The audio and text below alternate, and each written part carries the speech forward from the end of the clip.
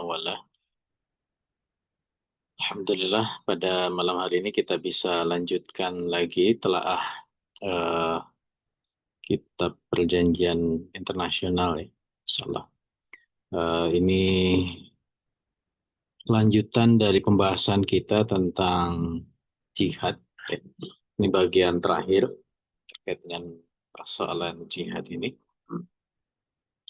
Melanjutkan pembahasan sebelumnya yang eh, mendudukkan pandangan terkait dengan jihad ya bahwa jihad yang semestinya dimaknai sebagai aktivitas yang sifatnya ofensif yaitu kemudian di diselewengkan ya. Jadi maknanya sekedar defensif saja. Eh, maka untuk bisa mengembalikan eh, jihad itu semestinya seperti apa sih dalam pandangan Islam? Maka ini akan bermuara kepada apa sih sebenarnya asal hubungan antara Darul Islam dengan Darul Kufur ya. Ini yang sudah kita bahas di bab sebelumnya. Bahwa dalam pandangan Islam negara ini hanya dua, ada Darul Islam dan Darul Kufur. Ya, kita sudah bahas dari dalilnya seperti apa. Nah, maka nanti pembahasan jihad pun ini akan bermuara eh, kepada konsep ini tentang bahwa eh, Islam memandang dunia ini hanya dua, Darul Islam dan Darul Kufur. Dan nanti pola relasi antar negara, ya, termasuk yang menjadi bahasan kita di perjanjian internasional ini juga akan bermuara kepada pola relasi Darul Islam dan Darul Kufur. Tanpa memahami konsep Darul Islam dan Darul Kufur, nanti kita akan dikacaukan ya dengan konsepsi hubungan internasional yang sifatnya kontemporer, yang sifatnya kekinian, ya. Karena nanti akan beda gitu.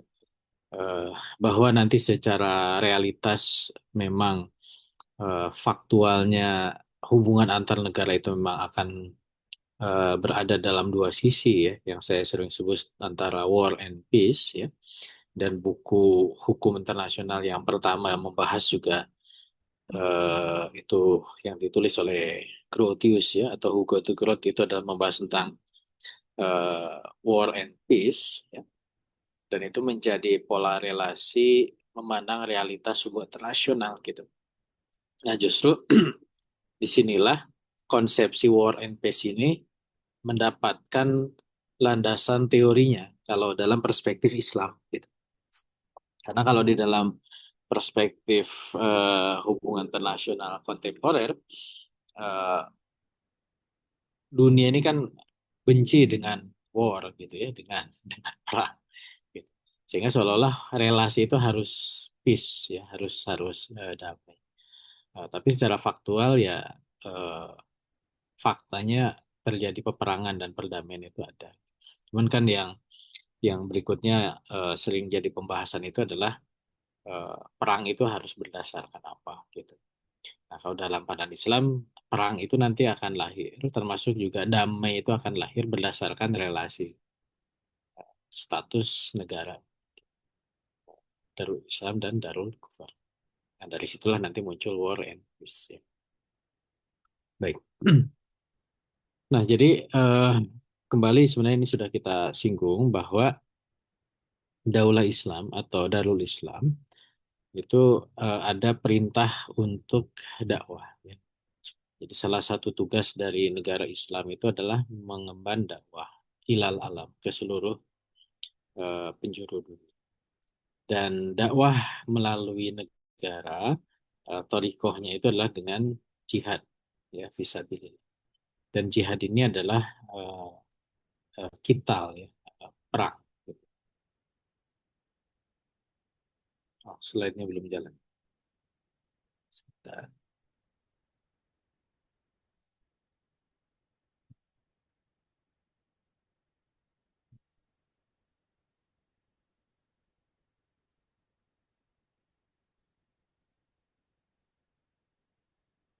Oke.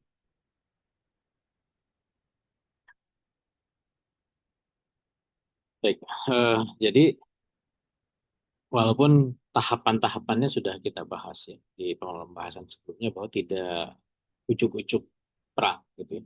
Ada tahapan seruan dulu, ada tawaran karena jihad itu adalah menghilangkan hambatan-hambatan fisik. Ya. Kalau memang hambatan fisik itu eh, sudah hilang tanpa harus ada peperangan, ya berarti dakwah sudah masuk. Karena tugas utamanya itu adalah dakwah, ya. Dakwah ilal alam. Ketika ada hambatan fisik, maka disitulah eh, aktivitas jihad dikumandang. Nah, ini adalah suatu hal yang tidak boleh dilalaikan. Nah, maka kalau melalaikan aktivitas jihad yang dilakukan oleh negara, ya, maka ini artinya negara melalaikan aktivitas kewajiban dakwah. Dan itu suatu hal yang tidak boleh. Karena itu adalah wajib dilakukan oleh eh,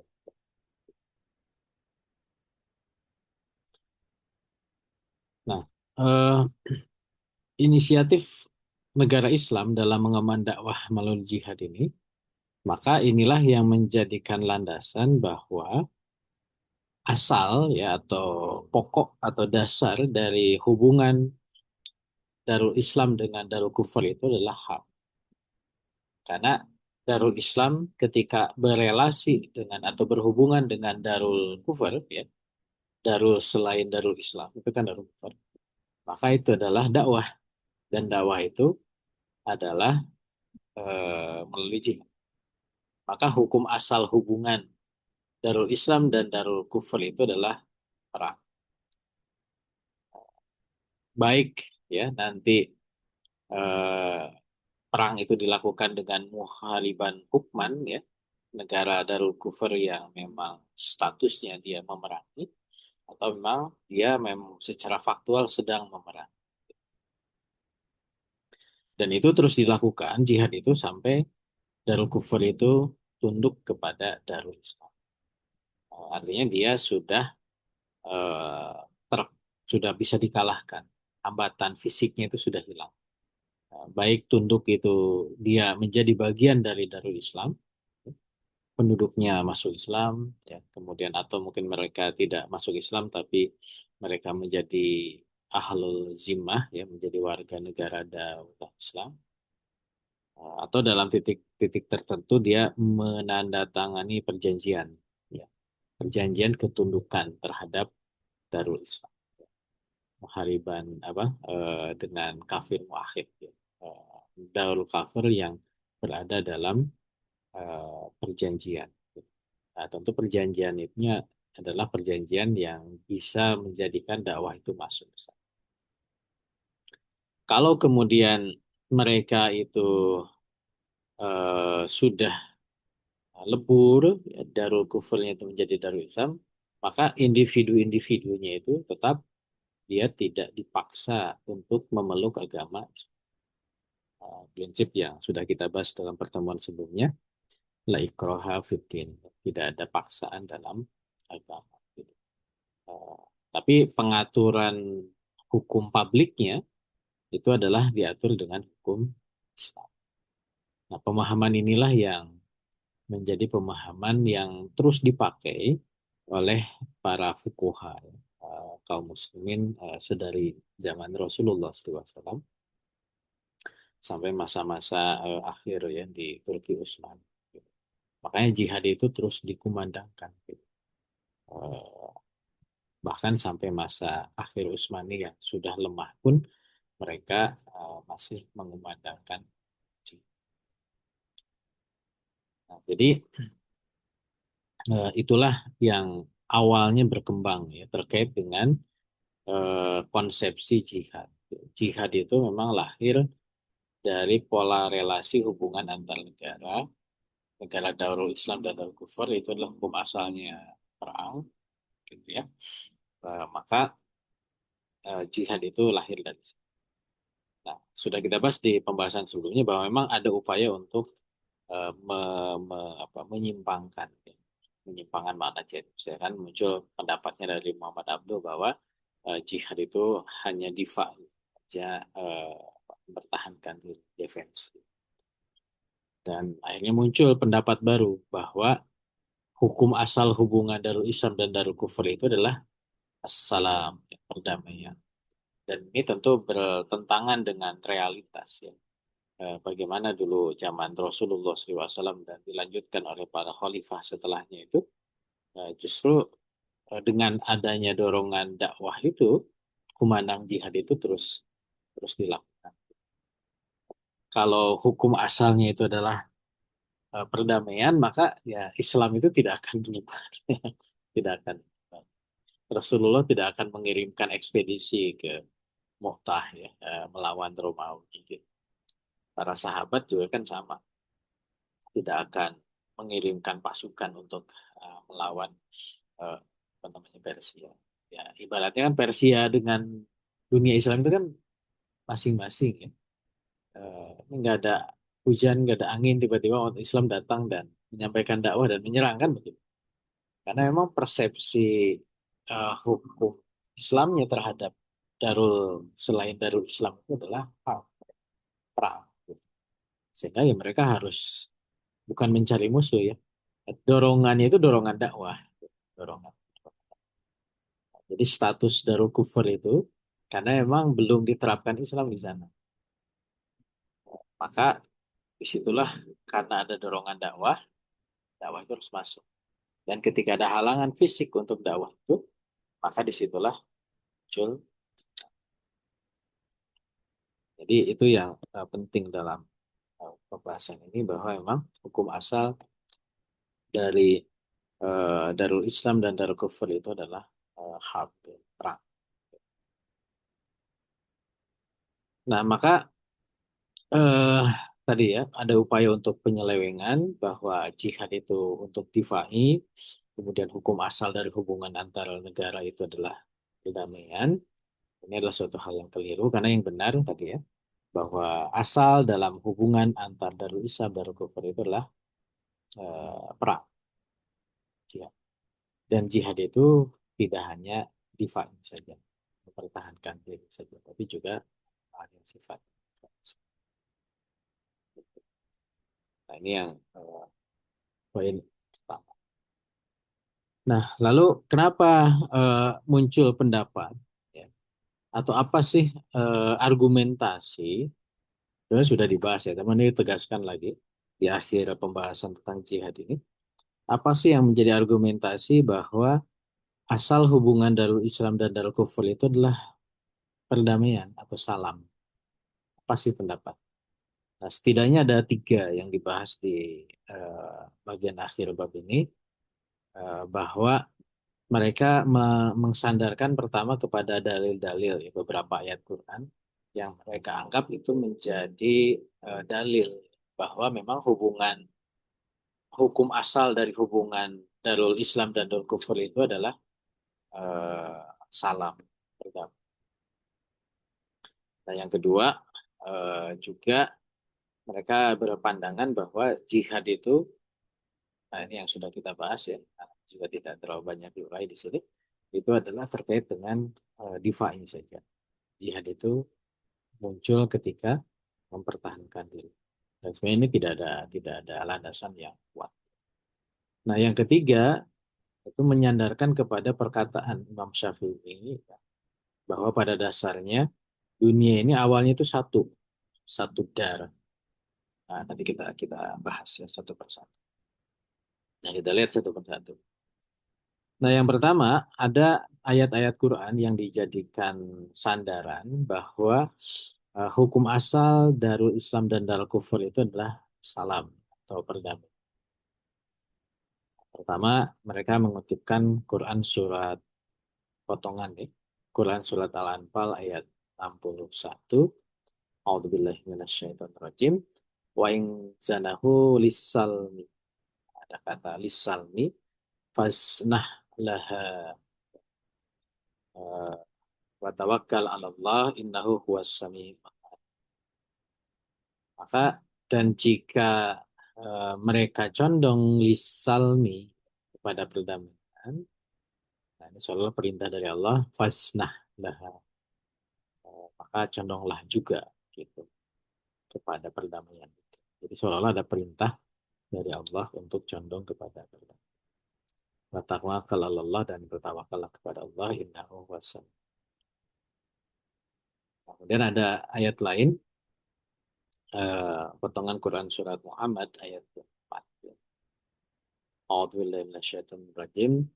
Wa idza laqitumul ladzina kafaru, dan ketika kalian bertemu dengan orang-orang kafir, fadar baroliqab, ya, maka tebaslah ya, leher mereka. Ya, perintah perang. Idza as'akhantumuhum fasyuddu fasyudul wasab. Ya. Dan ketika eh, kamu berhasil mengalahkan mereka, ya, maka fasyudul wasab, tawanlah mereka. Fa imma manna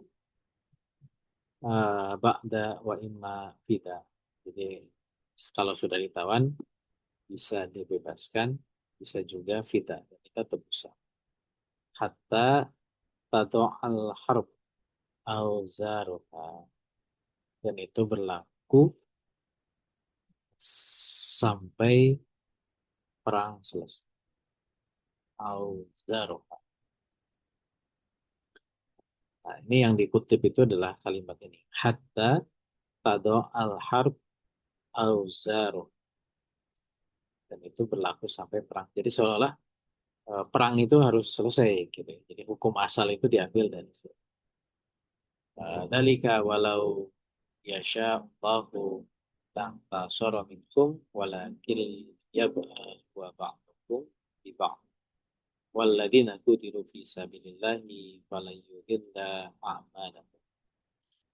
Nah, ini dalil yang kedua. Nanti kita bahas.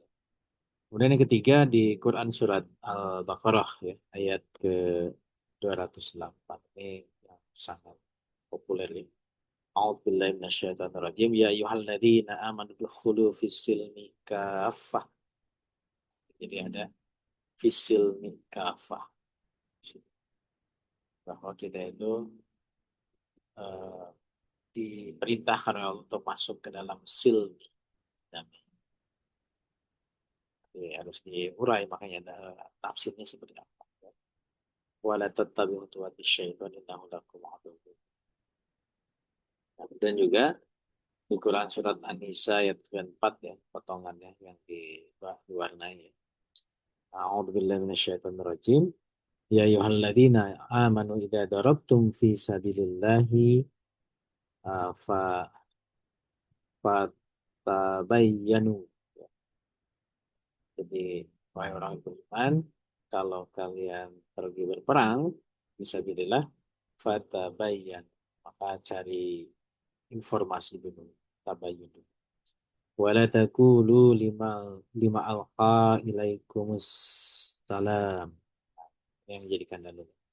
Maka janganlah kamu mengatakan kepada orang-orang yang alqussalam, yang mengucapkan assalam, salam. Lasta mu'min. Kamu bukan mukmin. Tabtaguna aradul hayat itu. Karena kita atau menganggap mereka bukan muslim itu karena mengharapkan kehidupan dunia. Fa'indallahi maghanimu katsirah. Apa sesungguhnya di sisi Allah itu banyak harta, banyak. Kadzalika kuntum min qablu famanallahu 'alaikum fatabayyanu innallaha kana bima ta'maluna khabir. Nah, jadi ini yang digarisbawahi yang ini. Jadi ada kata orang yang ditemui itu mengucapkan salam. Nah, termasuk juga Quran surat An-Nisa ayat 90 ya, bagian akhirnya. Wa ini tazalukum falayuqatilukum wa alqaw ilaikumus salam. Waalaikumsalam. Fama ja'alallahu lakum alaihim sabila.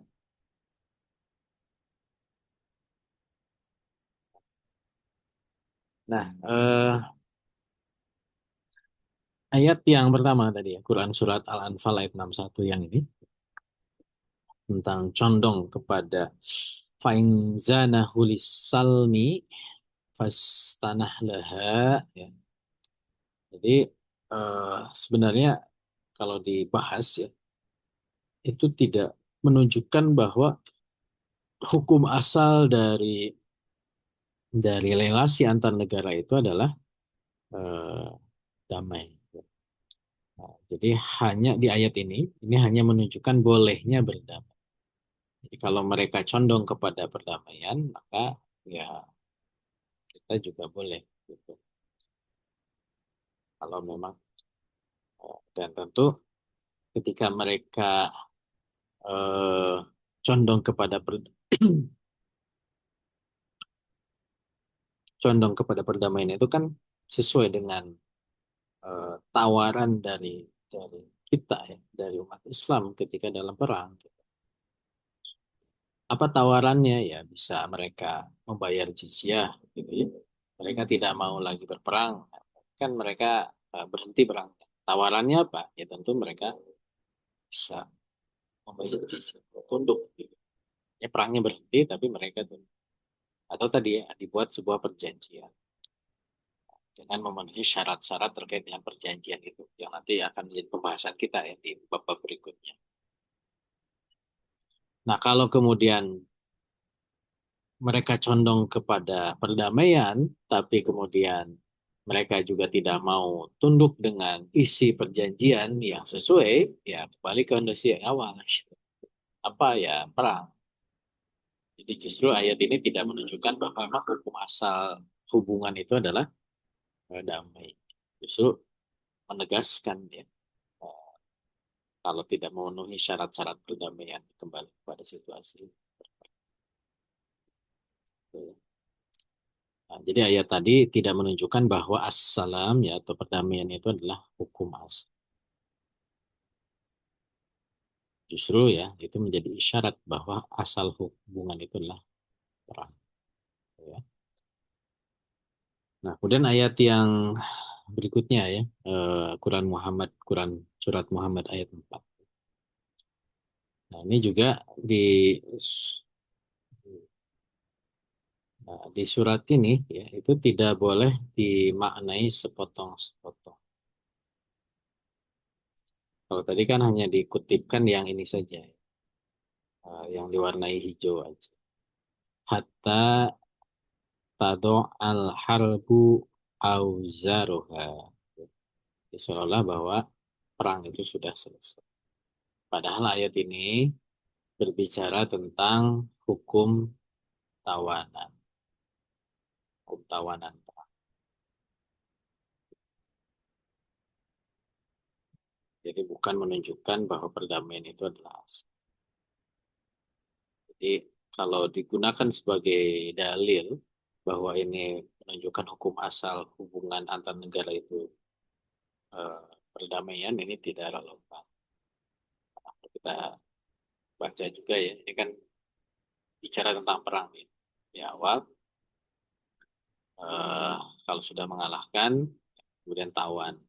Kalau sudah ditawan, boleh dibebaskan atau boleh menerima tebusan. Dan hukum tentang tawanan ini berlaku ya, hatta tato al harb au zaruha sampai peperangan itu selesai. Jadi kalau perang selesai, maka tidak bisa kita itu menawan seseorang. Munculnya tawanan itu karena ada peperangan. Gitu.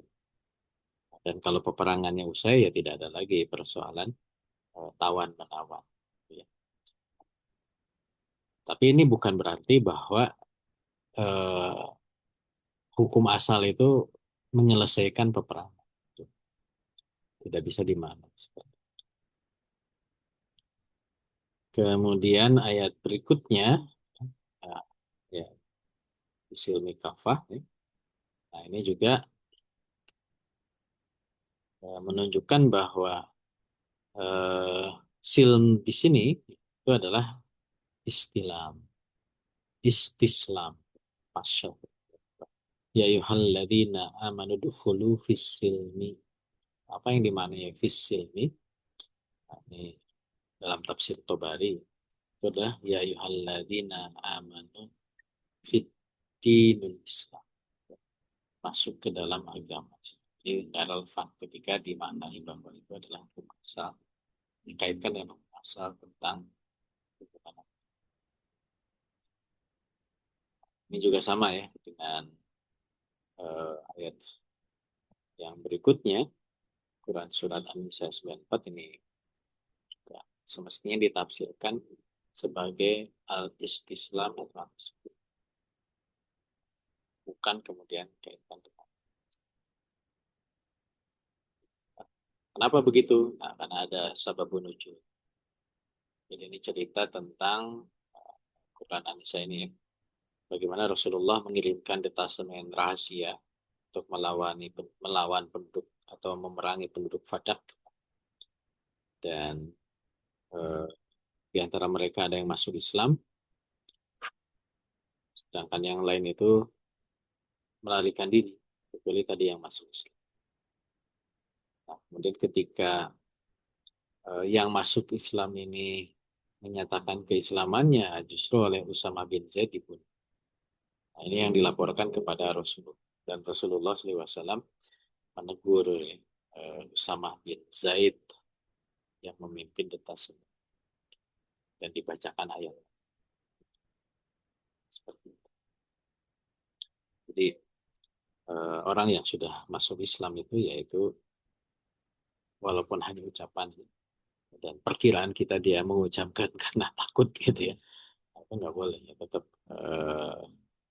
ya sudah terbukti secara umum. Masalah hati kan urusan dia, jadi nggak relevan ayat tadi kalau dilihat dari sebab penunjuk. Termasuk juga Quran Surat An-Nisa ayat 90. Nah, ini juga sama, bahwa eh, masih nyambung ya dengan pembahasan sebelumnya, bahwa kalau yang sudah menyerah kemudian tidak boleh jadi kalimat wa ini tazalukum falayuqatilukum wa alqu ilaikum assalam, kata assalam menyerah.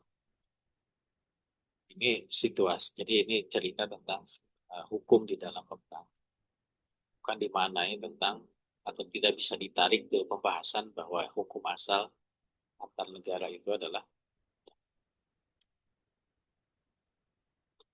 gitu. Nah, jadi eh, ayat-ayat tadi itu tidak bisa dijadikan dalil bahwa assalam atau perdamaian itu adalah asal dalam hubungan antara dalam Islam dan Taat. Nah, justru dari dalil itu menunjukkan dalalah isyarah ya, atau dalil penunjukan bahwa asal dari hubungan internasional itu justru perang, bukan malah. Nah, itu yang pertama. Nah, yang kedua, eh, kelompok yang menggunakan dalil bahwa jihad itu adalah difat. Ini sudah kita bahas di pembahasan sebelumnya, bahwa ini juga bahwa secara fakta jihad itu justru sifatnya ofensif. Dan istidlal seperti ini tentu tidak tepat. Karena jihad bukan hanya untuk mempertahankan. Nah, yang ketiga, ini juga menarik ya. Ketika ada yang berpandangan bahwa mereka merujuk kepada perkataan Imam Syafi'i, bahwa hukum asal dunia ini awalnya itu satu dar. Sedangkan membagi Darul Islam dan Darul Kufur itu perkara yang sifatnya sementara. Nah, ini pandangan mereka. Nah, tentu ini tidak tepat ya. Pertama, ya kalau dari sisi apakah perkataan Imam Syafi'i itu dalil syara, ya tentu bukan. Itu adalah hanya proses ijtihad atau pendapat. Kalau memang itu benar. Walaupun dalam pandangan penulis kitab ini, pendapat semacam ini juga bukan pendapat Imam Syafi'i. Ini ada di bukunya apa namanya referensinya ya tidak ditemukan. Nah, karena memang ini pendapat yang aneh. Gitu. Karena diceritakan kenapa muncul pandangan bahwa dunia ini dulunya satu, karena dulunya dari Nabi Adam eh, satu kan. Dan nanti ada pengelompokan, ada yang beriman, ada yang berkufur, terbagi-bagi gitu. Nah, muncullah Darul Islam. Cuman kan argumentasi semacam ini kan juga apa ya, yang nggak nyambung gitu ya. Makanya muncul pertanyaan di sini. Jadi apa yang dimaksud perkataan yang menyebutkan bahwa itu manusia itu dari Nabi Adam dan nggak ada relevansinya. Eh, Mengkaitkan konsepsi Darul Islam dan Darul Kufur itu dengan bahwa dulu manusia itu satu dari Nabi. Ya, dan nyambung. Nah, jadi dari ketiga argumentasi ini sebenarnya tidak tepat ya. Sehingga sesuai dengan konsepsinya bahwa Islam memandang darul itu dua, darul Islam dan darul kufur. Dan hukum asal dari darul Islam terhadap darul kufur itu adalah kitab. Ini yang disimpulkannya. Nah, cuman ya ini yang juga menjadi garis bawah ya. Pembagian darul Islam darul kufur itu ya itu ada konsekuensi logis dari perintah dakwah. Darul Islam wajib mengemban dakwah. Yang didakwahi adalah darul kufur. Maka selain darul Islam itu darul kufur. Dan untuk berelasi dengan darul kufur adalah relasi dakwah. Dan dakwah adalah negara itu melakukan aktivitas menghilangkan hambatan fisik dan itu yang disebut sebagai jihad. Jadi logikanya itu seperti itu.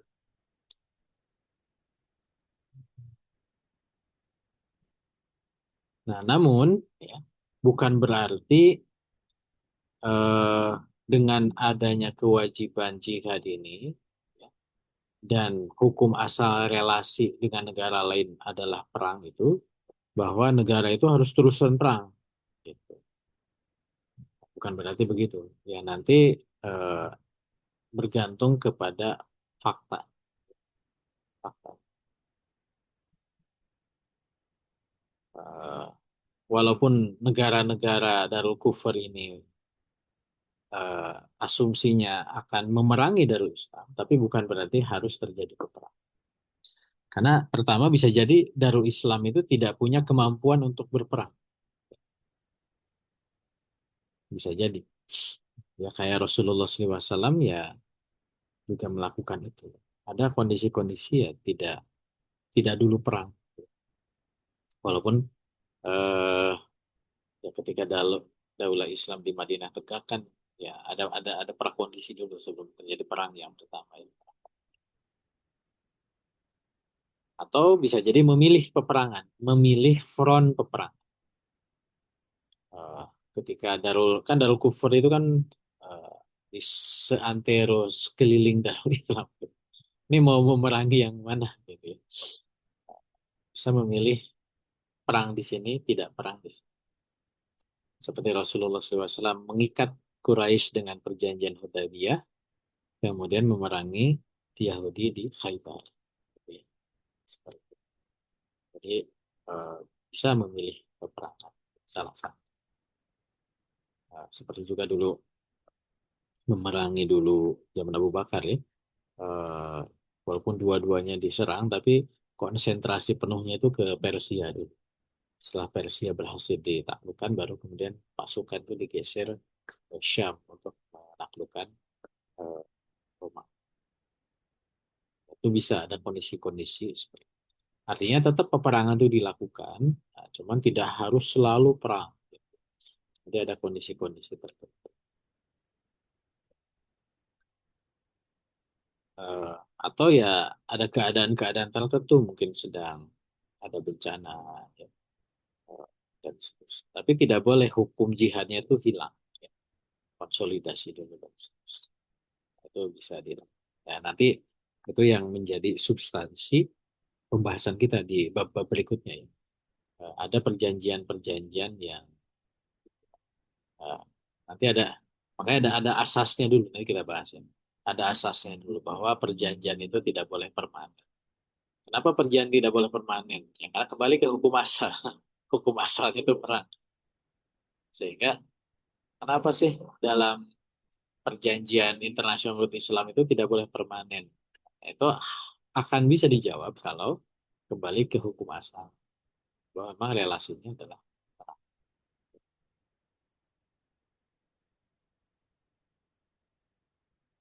Nah, semua ini tentu bisa kita ketahui dengan menyandarkan kepada hukum-hukum syariat ya.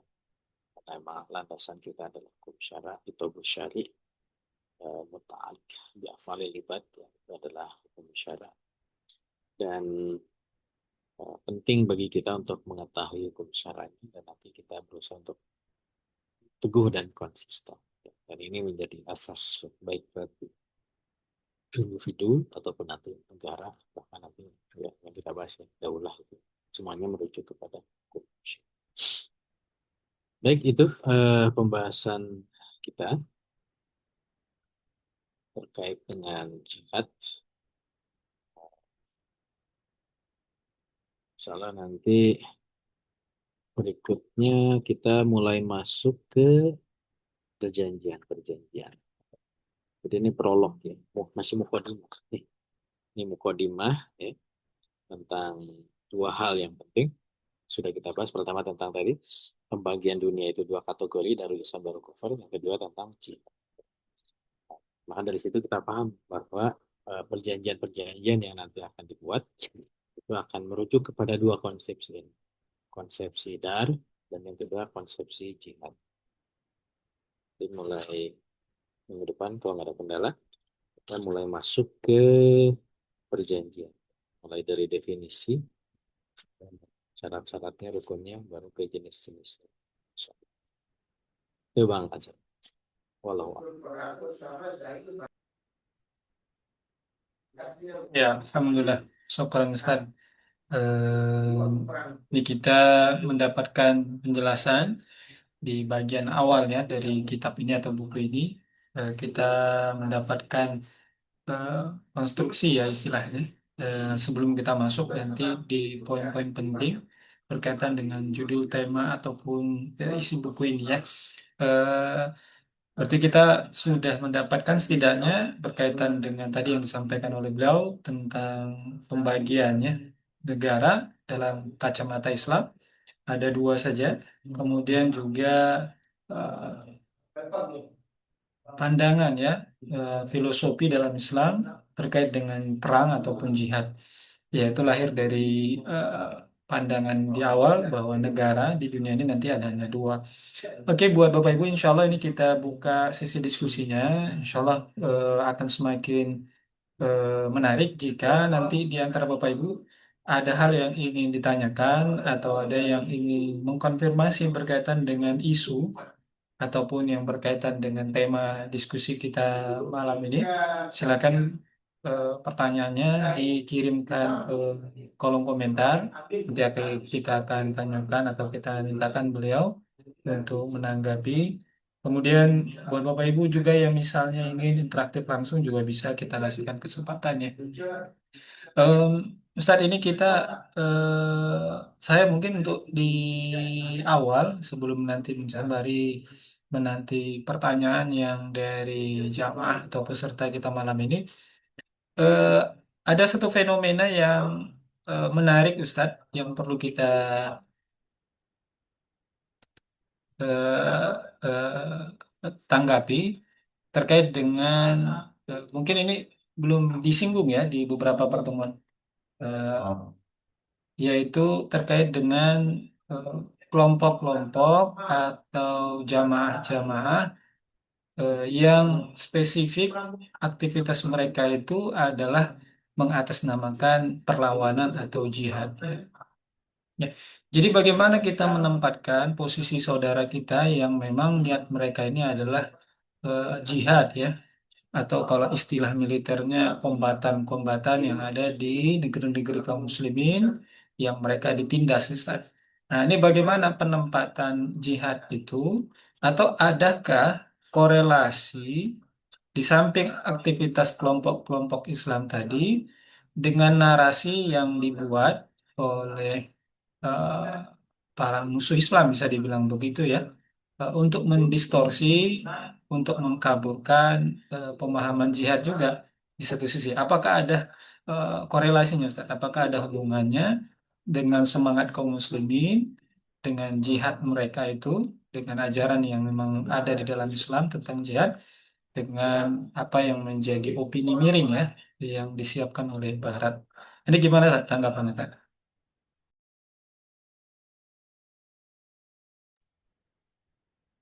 Ya, jihad sebenarnya ada pembahasan sendiri, ada kitab sendiri. Banyak dibahas dalam fikih jihad ya, fikih jihad. Ya, kalau nanti mau bahas bisa juga nanti ya. Ada kitab yang menarik menurut saya, eh, yang cukup ringkas, nyari-nyari di Irak ada di tempat lain. Itu Mukhtasar Jihad, tentang ikhtisar jihad. Saya ada kitabnya. Jadi kalau memang setelah tamat ini mau bahas itu boleh ya. Tapi intinya begini, eh, jihad itu kan ada dua ya, ada difai dan ada defensif dan ada ofensif. Nah, jihad defensif adalah ketika diserang oleh musuh. Maka eh, hukum kita untuk melakukan pembelaan diri, ya, bela harta dan seterusnya itu wajib. Dan salah satunya adalah eh, melawan dengan ya, dengan senjata. Ya. Dan itu yang disebut sebagai jihad eh, difai, perlawanan defensif gitu. Dan ini bisa dilakukan secara individu, orang per orang, atau dia terorganize dalam kelompok, atau bahkan negara gitu ya. Negara ketika diserang seperti Rasulullah SAW dulu dikepung dalam perang Khandaq ya, itu lakukan jihad difai. Jadi realitas kitalnya itu sama, peperangan. Cuman fakta peperangannya yang berbeda. Kalau peperangan itu diserang, ya kita melawan, itu adalah defense gitu. Artinya ketiga kelompok ini, ketiga unsur ini bisa lakukan perlawanan secara defy itu individu, kelompok atau negara. Nah, sedangkan jihad yang menjadi torikoh dari dakwah, ya, yang disebut sebagai jihad ofensif, itu hanya boleh dilakukan oleh negara. Karena itu bagian dari torikoh dakwah. Jadi individu nggak bisa, tidak terpenuhi nanti bahas syarat rukun, eh, tidak tidak memenuhi syarat untuk melakukan jihad ofensif. Juga kelompok gitu. Itu adalah kewajiban yang dibebankan kepada negara itu untuk jihad eh, ofensif gitu. Nah, sehingga kalau ada kelompok-kelompok atau orang-orang yang melakukan aktivitas jihad dalam konteks yang pertama, yaitu boleh saja, ya, sah-sah saja. Bahkan harus, gitu ya. Saudara-saudara kita di Palestina, mereka melakukan perlawanan terhadap Zionis Yahudi, ya, baik secara individu atau mereka membuat kelompok, ya, pakai itu kelompok Hamas, Izzuddin Qassam, ya, atau Rafah dan macam-macam ya. Nah itu ya memang menjadi kewajiban mereka melakukan perlawanan terhadap penjajahan. Sebagaimana dulu juga Indonesia ketika dijajah oleh Belanda kan mengorganisasi dulu dipimpin oleh Tuanku Imam Bonjol di Sumatera Barat, dipimpin oleh siapa di Ponorogo di Jawa gitu. Tiap-tiap daerah itu kan ada perlawanan-perlawanan melawan penjajahan dan mereka terorganisir gitu, untuk mengusir penjajah. Itu suatu hal yang ya boleh. Nah, maka nanti kan akan terlihat gitu.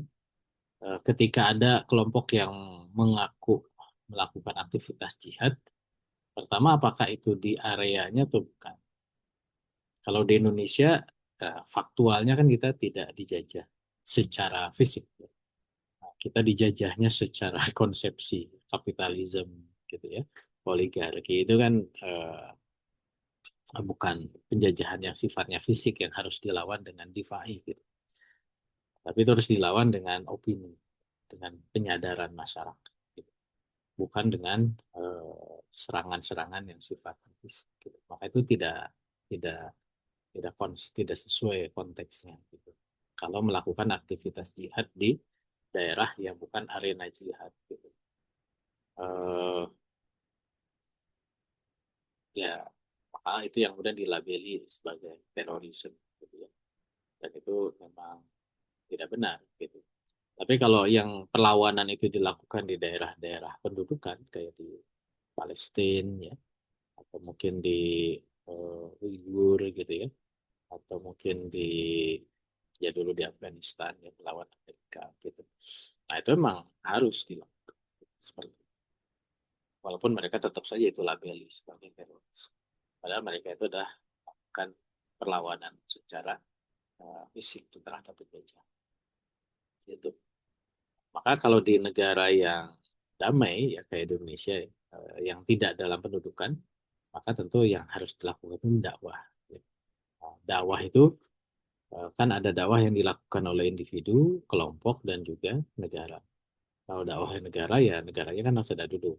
Tadi salah satunya melakukan jihad. Tapi kalau negaranya belum ada, maka yang kita lakukan saat ini kan dakwah melalui melakukan oleh individu atau kelompok. Ya. Dakwah oleh individu dan kelompok itu sifatnya la unfiyah, ya. Tidak menggunakan senjata. Gitu. Karena itu yang dicontohkan oleh Rasulullah SAW. Gitu. Itu Bang Sari. Walau. Ya, Alhamdulillah. Syukuran Ustaz. Ini ada yang ingin mendetailkan lagi seputar tentang jihad ini Ustaz dari salah satu peserta kita malam ini, Mas Norman ya. Ini lebih detail nih, Ustaz. Apakah orang yang menghalangi jihad disebut munafik? Nah, bagaimana jika menolak jihad karena takut? Ini mohon tanggapan Ustaz dari Mas Norman.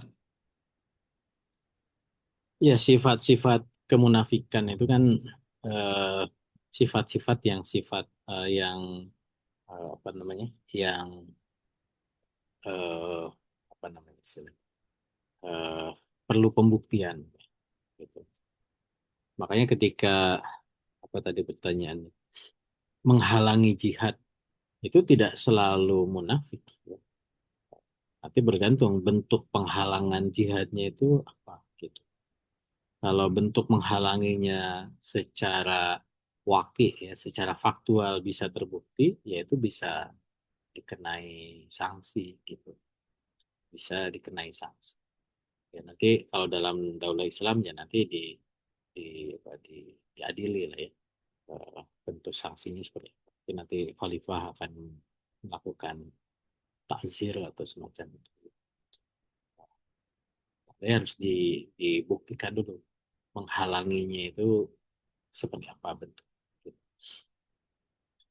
Kalau menghalanginya secara opini, ya dia akan berbeda dengan menghalanginya secara langsung, ya. Ya, mungkin kalau ya misalnya gini, ada perintah jihad dari khalifah, dia bekerja, gitu ya. Di atasannya tidak mengizinkan, nah, itu kan menghalangi jihad. Nah, itu nanti bisa ditakzir oleh khalifah pimpinan. Gitu. Karena ini perintah umum. Gitu. Tapi nanti juga harus di sana ada ayah menghalangi anaknya. Nah, nanti kan harus apa namanya? Ya dibuktikan ada peradilan dulu, ada proses pembuktian dulu. Kenapa dihalang? Oh, dia ternyata ada kewajiban atau oh dia ada hal yang lebih urgent ya. Aulawiyat kewajibannya walaupun jihad itu fardu ain ya. kalau ada perintah dari khalifah, atau perintah dari ini untuk jihad ofensif, eh, maka tetap nanti dia akan melihat kayak Rasulullah SAW kan sempat di apa, ada seorang wanita yang iri gitu. Laki-laki bisa mendapatkan kebaikan, bahasa kita bukan shortcut tuh, lalu jihad. Apa bagiannya bagi kami kaum wanita? Ya, Rasulullah kan juga menjawab ya bahwa ya wanita juga akan punya punya pahala kebaikan yang setara dengan jihad gitu ya, tanpa harus turut berperang sesuai dengan fitrah. Nah, itu berarti kan harus dilihat secara fakta. Jadi tidak serta-merta orang yang menghalangi jihad itu dikategorikan. Termasuk juga eh, karena takut gitu ya. Nah, takut ini kan berarti kan harus ada taskif dulu ya, pembinaan. Didudukkan dulu takut, kuatkan keimanannya sehingga nanti memiliki pemahaman yang tepat dengan jihad gitu. Oh, takut kenapa tidak mau jihad, takut mati, emang kalau nggak jihad nggak mati ya, mati juga kan, tapi hilang tuh rasa takutnya misalkan. Kalau mati dalam jihad pahalanya langsung masuk surga, kalau nggak jihad mati juga belum tentu pahala masuk surga. Nah, semakin termotivasi untuk gitu ya. Jadi eh, tidak selalu juga harus langsung dihukum ya. Makanya bisa dilakukan pendekatan-pendekatan karena orang itu mempersepsikan sebuah amal masuk dalam hal ini jihad gitu ya, bergantung kepada pemahamannya. Nah, harus diluruskan dulu pemahamannya. Kalau pemahamannya sudah benar, insya Allah orang itu rindu tuh. Bahkan ya ada sahabat ya, ketika dikasih tahu pahala jihad, dia itu sedang mengunyah kurma gitu ya. Sampai dia bilang ini kelamaan nih ngunyah kurma ini.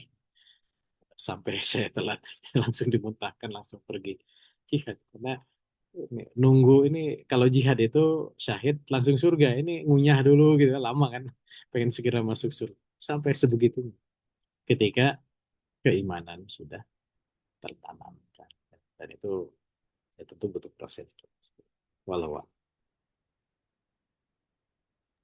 Ya, Alhamdulillah. Syukuran Ustaz. Sudah ditanggapi ya, Mas Norman. Ini kita ada yang mau bertanya langsung nih. Silakan Ibu.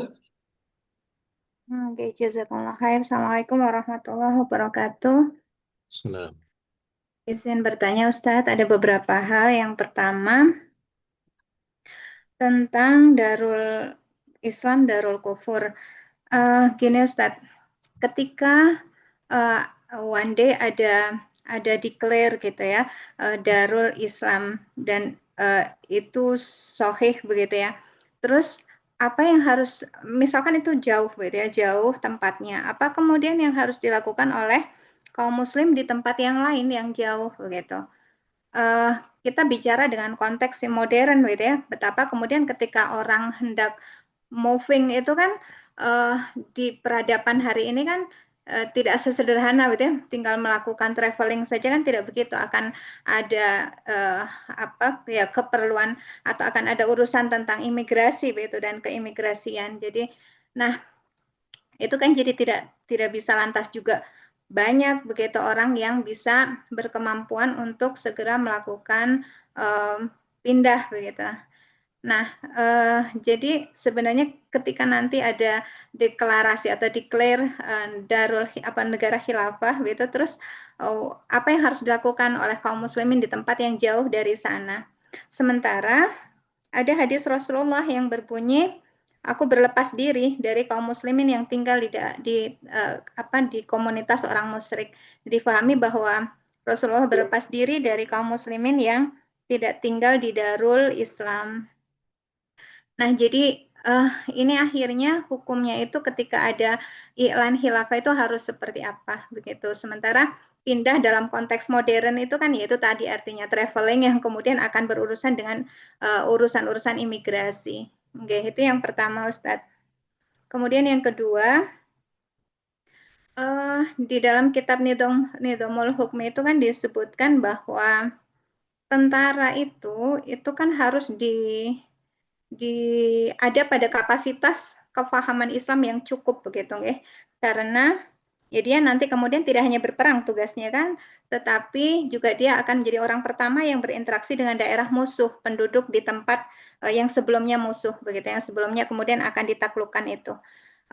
Di sana dia juga kemudian berperan untuk berdakwah. Nah, bagaimana dengan kondisi hari ini begitu? Ketika kemudian tentaranya tidak dalam kapasitas itu masih gitu. Jadi level kefahaman dia terhadap hukum-hukum detail tentang hukum Islam itu tidak bagus begitu. Nah, ini apa yang kemudian ada karena kita bicara tentang hilafah yang masih akan berdiri begitu kan, bukan kemudian yang sudah established, yang sudah kemudian menyusun apa namanya segala kehidupannya begitu. Nah, itu yang kedua, Ustadz. Kemudian yang ketiga tentang bila ada perjanjian, apakah kemudian daulah Islam itu nanti akan melakukan perjanjian itu dengan dua pihak yang berkepentingan saja itu. Tidak kemudian perlu melibatkan pihak lain. Misalkan begini, pada perjanjian-perjanjian internasional yang pada kitab sebelumnya Ustadz sering sebutkan itu kan seringkali bertempat di tempat-tempat yang berbeda. Misal perjanjian Indonesia sama Belanda tapi tempatnya di mana begitu. Perjanjian negara apa sama negara apa tapi pakai tempat di Swiss gitu misalkan begitu. Nah, apakah ketika nanti khilafah melakukan proses politik untuk melakukan perjanjian itu juga melibatkan pihak ketiga? Atau sebenarnya tidak perlu? Nggih, Ustaz, sampun. Tiga itu jazakumullah khair.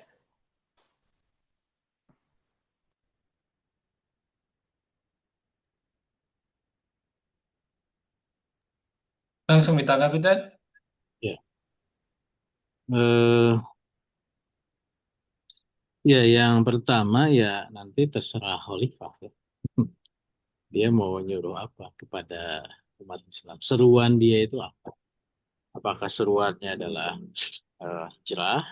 Maka ketika ada deklarasi khilafah ya, dan itu sahih sesuai dengan syarat dan ketentuannya, dan nanti khalifah akan meminta apa kepada umat Islam di luar wilayah yang dikuasainya.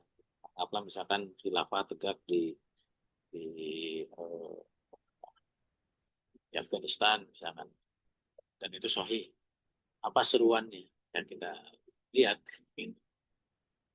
ketika seruannya adalah diminta untuk hijrah, maka ya itu bagian dari ketaatan terhadap khalifah untuk kemudian melakukan hijrah manistata sesanggup yang kita bisa lakukan. Artinya kesanggupan ini kan pertama harus dilandasi keimanan. Kalau keimanan itu sudah terhujam ya masalah teknis itu ya, ongkos, hambatan imigrasi, jarak itu ya akan hilang, itu akan bukan hilang, akan ya diupayakan ketika memang sudah dilandasi dengan keimanan. Jadi nanti itu bergantung kepada khalifah. Nah, itu menarik ya, di dalam kitab Nuqtah Irtikas ya. Eh, ini pendapat Hizib ya, pendapat Hizib Tahrir. Eh, itu ada panduan-panduan yang bisa dilakukan. Jadi walaupun ada itu terserah khalifah nanti siapapun, tapi ada panduan yang bisa jadikan gambaran. Salah satunya adalah disebutkan bagi eh, Muslim yang dekat, maka seruan hijrah itu relevan. Kalau di Afghanistan berarti kan misalkan yang Pakistan yang berbatasan itu bisa hijrah untuk memperkuat eh, daulah Islam di sana. Gitu. Tapi untuk daerah-daerah yang jauh, maka tugasnya itu adalah karena kan nanti khalifah itu, daulah Islam itu dia harus menyeru kepada negeri-negeri Muslim yang lain yang belum bergabung untuk bergabung. Gitu. Nah, mereka sudah ada bekal negeri Muslim, pemimpinnya Muslim, tapi belum bergabung. Gitu. Maka yang menjadi agen dari Khalifah itu adalah orang-orang yang setuju dengan kekhilafahan yang baru deklarasikan, ya, tapi tidak punya kemampuan untuk hijrah. Maka tugas mereka itu adalah melakukan dakwah, menjadi seolah-olah menjadi ya dai-dainya Daulah Islam itu untuk menyeru gitu. Eh, di negeri-negeri tempat mereka tinggal agar negeri itu menggabungkan diri gitu. Sehingga kalau sudah menggabungkan diri kan nggak usah hijrah kan.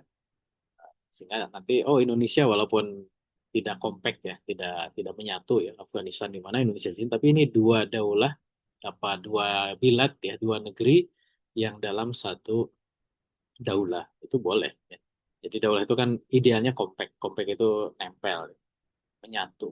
Tapi misalkan masih mencelok sana, mencelok sini, tapi ini sudah setuju, itu kan bisa saja.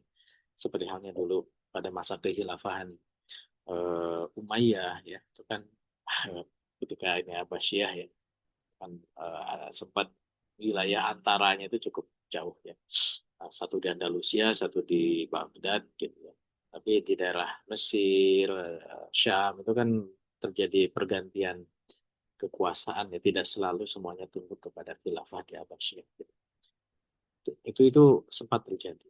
Atau pada masa Utsmaniyah Indonesia ini kan mencelok ya. Eh, Walaupun ini banyak diperdebatkan ya, apakah Indonesia bagian dari Utsmaniyah gitu ya. Anggaplah bagian. Itu kan dari Utsmani, Utsmani itu di Timur Tengah, di daerah Persia ke arah timur itu kan dikuasai oleh dinasti Safawid ya, Syiah gitu. Eh, jadi tidak nyambung gitu. Baru muncul lagi Indonesia kan jauh gitu ya. Nusantara gitu. Jadi terhalang lautan. Ya nggak ada masalah gitu. Nah, jadi bisa seperti itu nanti seruan dari khalifahnya, menyeru meminta orang-orang yang tunduk kepada khalifah, dia menyatakan baiat taatnya, tapi dia tidak mesti hijrah, tapi dia nanti menjadi petugas atau dai-dai khalifah untuk menyeru penguasa-penguasa setempat yang belum bergabung. Nah, itu bisa seperti itu. Nanti tergantung khalifahnya ya. Dan persoalan keimigrasian modern ya, eh, kan sebenarnya konsep visa ya, visa itu izin tinggal, itu kan sama ya antara daulah Islam atau dalam konsepsi Islam dengan konsep negara modern sekarang, bahwa orang mau masuk ke suatu negara itu harus ada izin ya. Itu namanya visa gitu. Cuman yang membedakan kalau daulah Islam itu visa itu berdasarkan namanya uh, tabiah apa namanya kewarganegaraan Islam ya. Eh, Sebenarnya sama juga ya, kewarganegaraan juga konsepsi. Cuman syarat kewarganegaraannya itu yang membedakan. Jadi nanti ya kalaupun harus ada tanda bukti kewarganegaraan atau yang disebut dengan paspor, maka Daulah Islam bisa saja mengeluarkan paspor gitu sebagai tanda bukti dia itu warga negara daulah. Itu bisa saja. Itu tergantung khalifah nanti. Karena itu persoalan yang sifatnya administratif ya, dan itu bisa diadopsi kepada hukum kebiasaan yang ada ya. Karena hukum diplomatik itu dalam hukum internasional itu adalah hukum kebiasaan. Maka selama itu diterima oleh masyarakat internasional, izin visa itu kan kebiasaan internasional. Bukti kewarganegaraan paspor itu adalah kebiasaan internasional. Itu bisa diadopsi. Eh, Bahwa ada hadis dari Rasulullah, ya itu tentu kalau orang-orang yang dia tidak mau tunduk ya maka dia seolah tidak tidak tidak melakukan banyak. Tapi kalau dia sudah berusaha, ya insya Allah usahanya itu yang akan dinilai oleh Allah. Atau yang kedua memang ada perintah dari khalifah untuk tidak perlu hijrah, tapi tetap menunjukkan ketaatan dan menjalankan tugasnya. Dari khalifah apa tugasnya tadi? Misalnya dakwah di tempat dia tinggal. Nah, itu juga masih masuk ke dalam ketaatan. Nah itu yang pertama. Nah yang kedua, ya memang tentaranya bukan tentara Daulah Islam. Sehingga apa, kurikulum pendidikan militernya juga beda. Gitu. Jadi kalau di dalam kitab Saksiyah juz 2 ya. Atau sudah ada pembahasan untuk di syiar malam. Nah, itu ada pembahasan tentang jihad. Salah satunya itu Jaish ya, tentang tentara gitu. Dan kualifikasi tentara itu juga disebutkan. Jadi memang betul bahwa tentara reguler ya dari Daulah Islam itu ya memang dia adalah kelak menjadi agen-agen dakwah. Jadi tidak hanya diberikan pendidikan kemiliteran ya, yang sifatnya teknis, kemampuan bertempur ya. Atau istilah itu ada dikperor, pendidikan perorangan gitu ya. Tergantung nanti dia kesatuannya apa. Kalau di infanteri berarti kemampuan dia untuk eh, memegang senjata gitu. Kalau di kavaleri berarti senjata yang bergerak gitu ya. Tank, kalau di panser, atau berkuda, itu di kavaleri. Kalau dia senjata yang ditarik itu namanya artileri, ya meriam. Artileri itu juga macam-macam. Ada artileri Medan, ya, meriam biasa.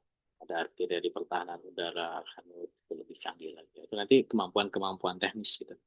Belum lagi nanti kalau di matranya udara, berarti kan kemampuan mengendarai pesawat, baik pesawat tempur, pesawat angkut, pesawat helikopter, itu macam-macam. Kalau dia di matra laut, ya berarti kan kemampuan eh, mengendalikan armada laut, ya. Kapal selam, kapal darat, kapal boat, ya kapal induk, macam-macam. Nah, itu kan kemampuan teknis yang harus dimiliki.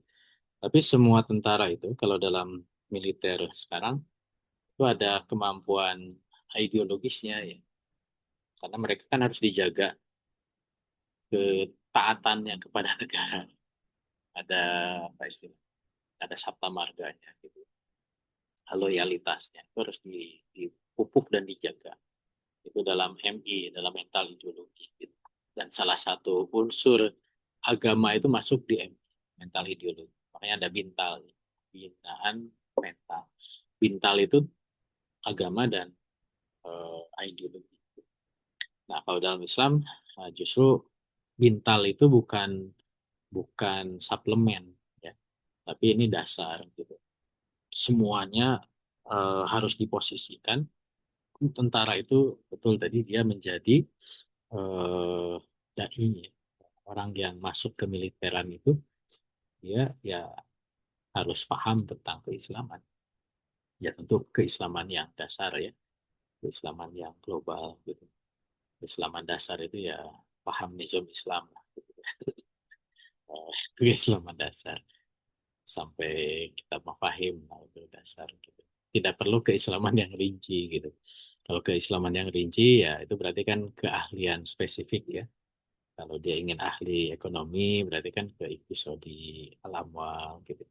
Dia pengen ahli pergaulan, istimami ahli hukum berarti ini soal hukubat, ahkamul bayinat gitu ya. Ahli fikih berarti kan saksiyah dua gitu. Kitab-kitab ahli ibadah seperti ahkamus sholat. Nah, itu spesifik ya. Tapi setidaknya duat itu ya, tentara yang dai itu dia memiliki pemahaman Islam secara. Kalau tentara sekarang ya karena negaranya tidak mengarahkan ke sana, ya, itu belum ya. Seperti itu. Ya makanya nanti akan dirubah kurikulum kurikulum kemiliteran.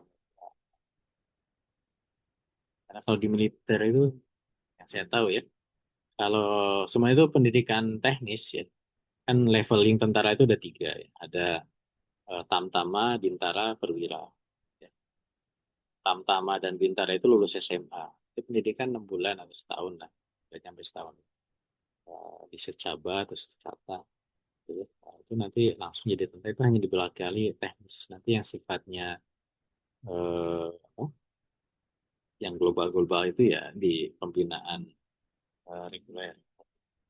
Nah, kalau di Perwira itu nanti sekolahnya itu bertahap sesuai dengan keahlian di cabang. Saya kebetulan tinggal di Cimahi ya. Cimahi ini kan tempat pusat pendidikan Angkatan Darat itu di Cimahi. Itu pendidikan kecabangan. Pusdikif, Pusdikif nanti dia kecabangan infanteri, Pusdikter kecabangan teritorial, Pusdikhub untuk perhubungan. Ada sekarang ganti nama ya, Pusdik Komplek bukan Hub lagi. Ada Pusdik Pal perlengkapan, Pusdik macam-macam Pusdik gitu ya. Itu untuk level dari letnan 1 ke kapten gitu. Jadi lebih ke kemampuan keahlian kecabangan. Nanti untuk kepemimpinan ada sesko. Di Bandung juga ya, ada sesko sesuai dengan matra. Di Bandung itu ada sesko AD, di Lembang ada sesko AU, Angkatan Udara, Angkatan Darat. Itu kalau dari mayor ke letkol. Nah, nanti lebih tinggi lagi ada sesko TNI di Bandung juga. Itu dari letkol ke kolonel. Gitu. Nanti kalau sudah kolonel ke perwira itu biasanya Lemhanas, walaupun Lemhanas bukan kemiliteran. Makanya sekolah komando militer itu sampai ke sesko TNI. Dan itu kepemimpinan, lebih ke kepemimpinan. Memang ada materi-materi politik ya, tergantung levelnya nanti. Kalau di kecabangan nggak ada, itu masalah teknis. Tapi kalau di sesko, namanya juga sekolah komando, saya beberapa kali sempat jadi asrot, asisten sorot. Karena mereka sering mengundang dosen dari perguruan tinggi, dari Unpad, dari TB, dari Bandung ya. Memberikan, kemudian kalau di HI itu ada pengajar tetap dari HI. Karena mereka, kita ngasih wawasan internasional ke tentara-tentara perwira. Gitu. Nah itu di Cisco. Nah, termasuk ya peta ideologi internasional itu diberikan kepada mereka. Oke ya, itu yang kedua. Nah yang ketiga, ya perjanjian itu bisa saja melibatkan pihak ketiga. Eh, jadi kan perjanjian itu nanti di rincinya kita akan bahas ya, di bab berikutnya. Di Daulah Islam dengan Darul Kufar. Apakah ada perantara? Bisa. Nanti ada apa namanya? Penengah gitu ya, sesama Darul Kufar misalkan. Atau pihak yang ditunjuk, yang dipercayai oleh kedua lebah. Itu kan hukum asalnya di dalam Al-Quran ya. Bahwa kita bisa membawa, kalau ada perselisihan itu orang yang dipercayai oleh kedua belah pihak itu bisa. Gitu. Yang penting nanti masuk ke syarat-syarat dan ketentuan. Karena memang pihak ketiga ini kan, kalau realitasnya ya sekarang itu kadang mereka yang mendrive ya, mereka yang punya agenda. Kayak Indonesia dengan Belanda kan ada sengketa Timor apa Irian Jaya dulu ya, Papua. Pihak ketiganya siapa? Wah, Amerika Serikat. Nah, ternyata memang ada udang di balik batu seperti itu, bahwa eh, ada konsesi yang ketika Amerika lebih dukung Indonesia, apa itu Wanipiro ya, dikasih gunung emas Freeport gitu. Dan di Belanda ya dikalahkan gitu ya oleh Amerika atau ditekan gitu. Jadi yang pihak ketiga itu juga sering digunakan. Cuma ya kalau dalam Islam kan kita punya independensi ya. Sehingga nanti pihak ketiga yang akan dilibatkan itu juga harus betul-betul tidak menyalahi syarat-syarat yang ditetapkan oleh syariat. Karena namanya pihak yang berselisih itu kan tidak selalu bisa ketemu gitu. Ya harus ada pihak yang mempertemukan. Nah, itu fungsinya dari pihak. Jadi boleh saja sesuai dengan syarat-syarat yang nanti kita akan bahas. Walau Ya Ustaz, jazakallah khair. Ya, Alhamdulillah. Kita beralih ke pertanyaan selanjutnya nih Ustaz di kolom komentar atas pertanyaan Mbak Fatimah Muhammad.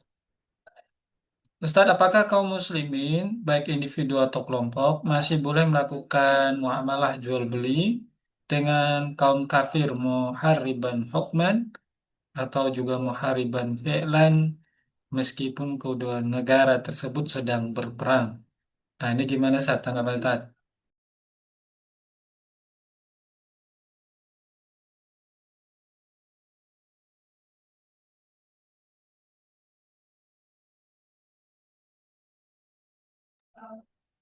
Masih di unmute, Tat?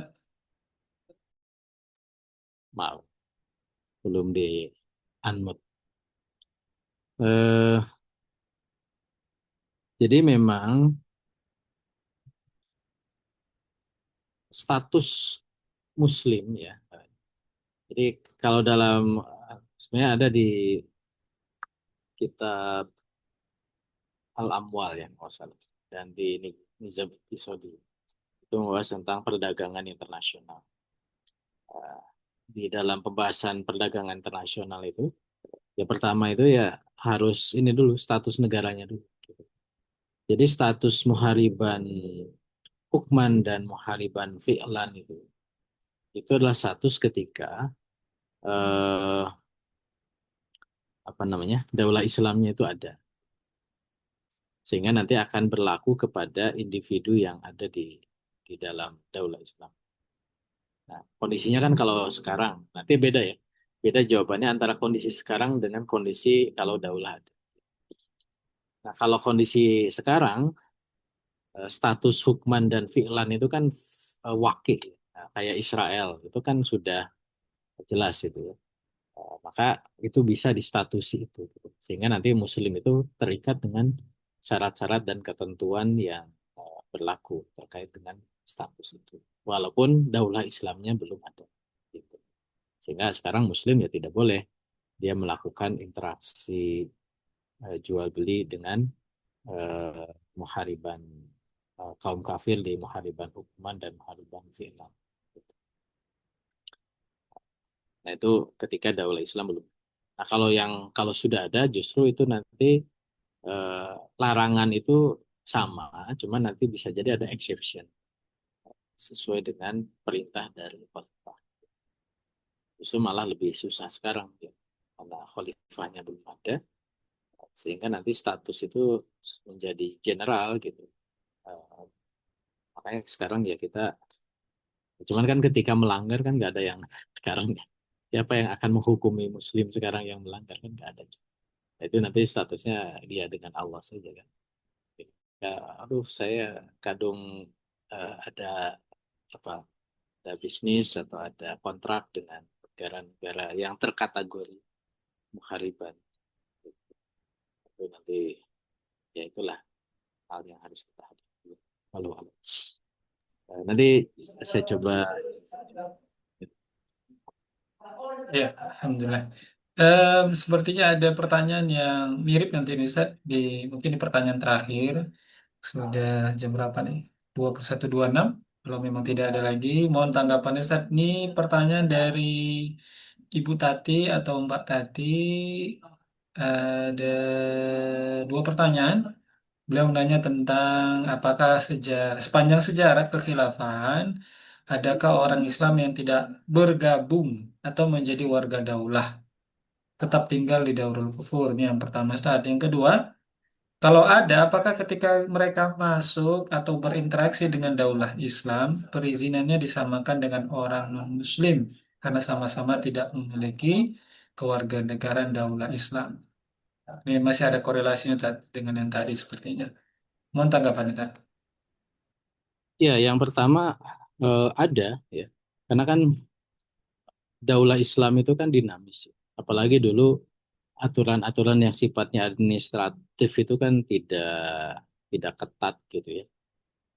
Apalagi ketika terjadi peralihan, peralihan dari Abbasiyah ke Utsmani atau dari Umayyah ke Abbasiyah itu menjadikan ada orang Islam yang tidak menjadi warga daulah. Bahkan ya dia eh, memberontak atau ya tidak tunduk gitu. Tadi saya salah satunya sudah sebutkan ya, dinasti Buaih di Persia itu kan dia daulah Islam. Ya Muslim ada di sana, tapi menginduknya ke daulah Islam yang tidak ke kehilafahan Utsmaniyah gitu. Atau juga ketika Abbasiyah itu berdiri, ada yang menyempal kan di Andalusia, yang kelanjutan dari Umayyah gitu. Bahkan dulu ya seolah-olah jadi ada dua dua daulah seperti itu. Artinya kan dari perspektif Abbasiyah itu orang Umayyah itu adalah Muslim yang tidak gabung ke daulah dan juga sebaliknya.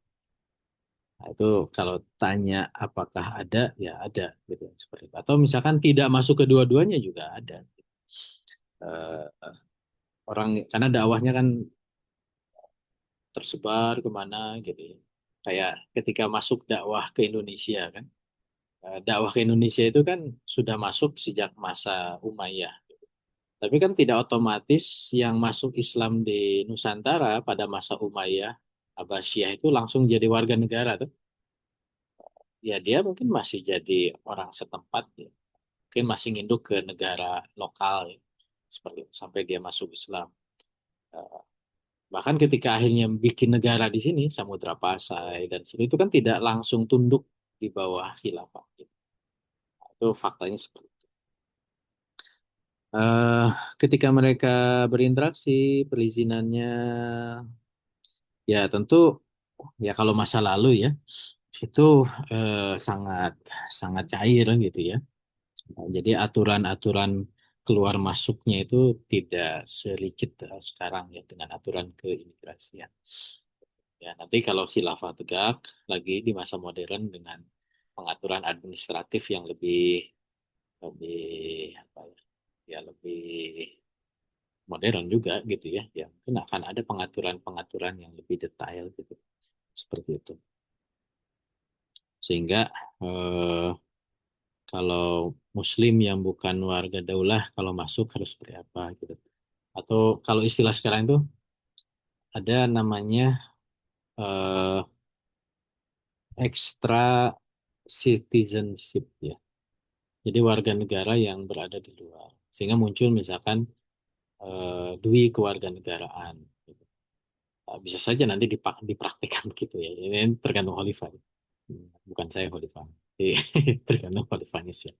Contoh misalnya gini, kayak Timor Leste ya, dengan Portugal itu dui kewarganegaraan. Jadi warga Timor Leste itu dia otomatis jadi warga Portugis gitu. Sehingga kalau dia mau ke Portugis itu nggak perlu izin. Itu sekarang gitu. Padahal dua-duanya itu negara yang beda gitu ya.